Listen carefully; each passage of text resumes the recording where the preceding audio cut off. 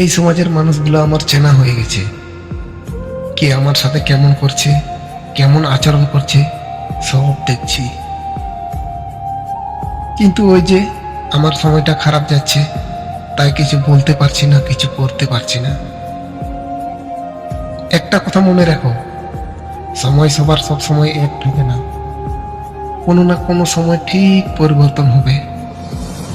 সেই দিন না হয় সবকিছুর জবাব দিব, সেই দিন না হয় মুচকি হেসে বলবো, এই সময়টার অপেক্ষায় ছিলাম আমি।